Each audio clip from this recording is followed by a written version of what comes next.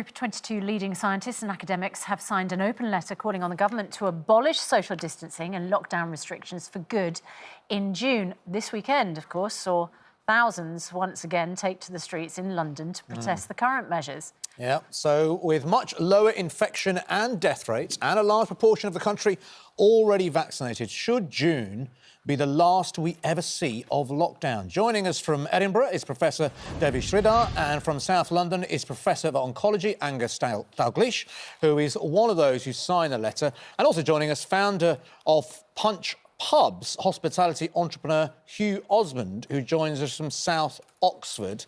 Let's go to you first, Hugh. I guess that you can't wait for the easing of all lockdowns. Has it been it's been a very, very tough year for you? Yes, it's been an exceptionally tough year. And as you know, the industry employs 3 million people, so it's been a very tough year for all of them. And I would just say right at the beginning that while it was understandable that at the start of the outbreak, people would think that infections arose in hospitality, we now have absolutely unequivocal data a year in.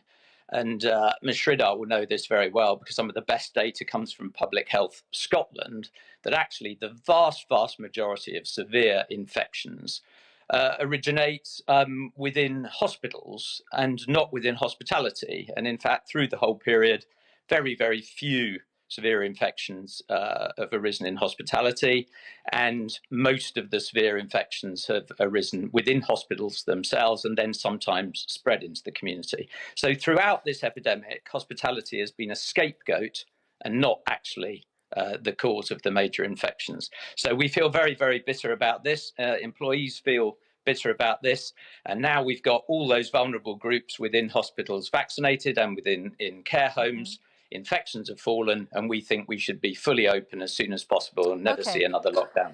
So that's the business case. Professor Angus Dalgleish, you're Professor of Oncology at St George's Hospital in London.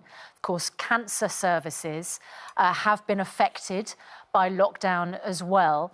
What would you like to see happen from now? And what would you like to see happen from June the 21st, when the lockdown restrictions will be eased, we understand, mostly? Well, from now, I'd like to see all the restrictions be lifted immediately, so really. You don't even want to wait until June 21st?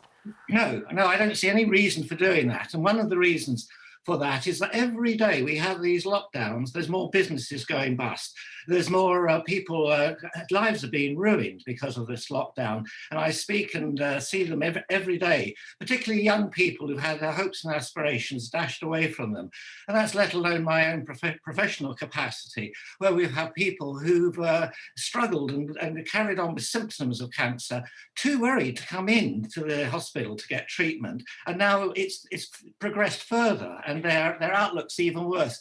And the fear of dying from a virus of less than 1%, when they've got conditions which got a far higher percentage, some cases 100% chance of killing them, is really so out of proportion. I mean, it's really frustrating. But Professor Dalgleish, I just want to put to you, because obviously there's a massive row at the moment about the political operation during COVID, and we have this awful quote on the front of the Daily Mail, a claim that the Prime Minister said in arguing against a third lockdown, let the bodies pile high in their thousands. Absolutely shocking, has to be said, denied by Downing Street. But lockdowns have saved lives because they've kept the transmission levels low. There has been a knock-on effect with other services.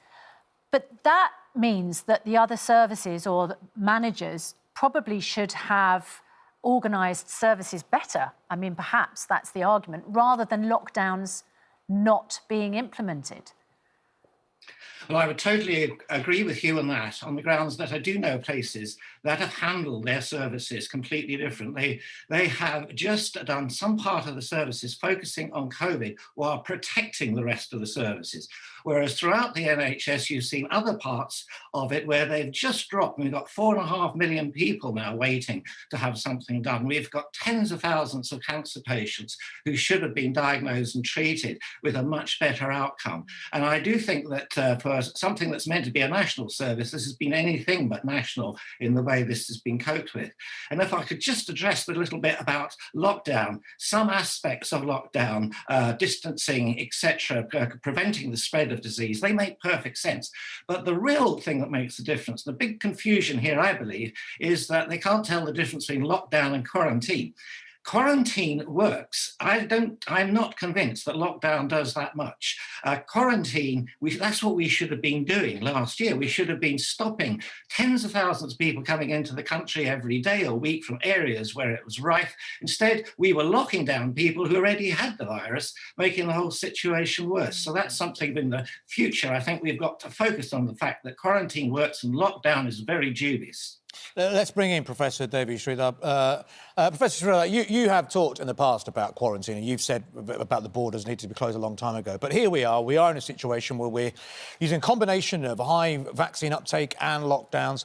But why now, when rates are so low, deaths are so low, and people are suffering from mental health issues or other ailments and need to be seen to, and there's a general feeling of frustration? Why can't we ease the lockdowns now?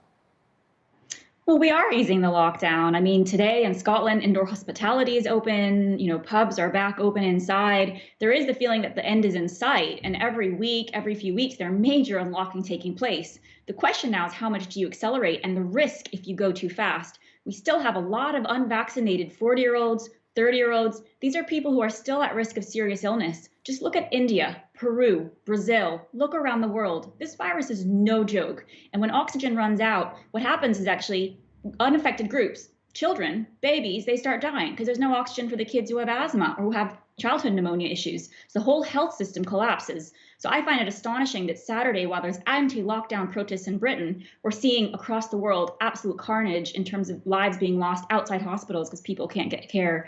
And on pubs... Carry on. Now, as I was saying, on pubs, a good friend of mine runs a large pub chain in Scotland, and she's been looking at doing surveys with customers, and people want safety. And so actually, it's not necessarily just open everything up, no mitigations. People want to go to places, and they do want to enjoy their lives, but they want to do it safely, because I think in general, the public understands this is a serious virus, and you don't want to acquire it at any age. But what would you say to some people looking at America at the moment? I mean, there's some interesting situations going on in America. I mean, we saw this scene 3 weeks ago at a baseball stadium in Texas. 40,000 people there are able to go to this game, apparently fairly laxed around Texas, and they haven't had massive lockdown restrictions there. I think a lot of businesses are still open.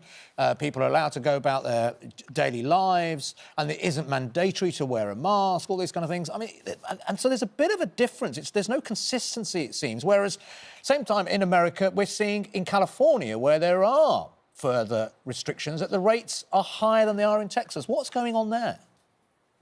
Well, the thing I agree with Professor Dalgletian is that lockdowns carry costs, but lockdowns don't have to be always mandated by the state. And in some way, people lock themselves down if they're scared. If there's no government action, people change their own behavior by assessing the risk of what they want to do and not do.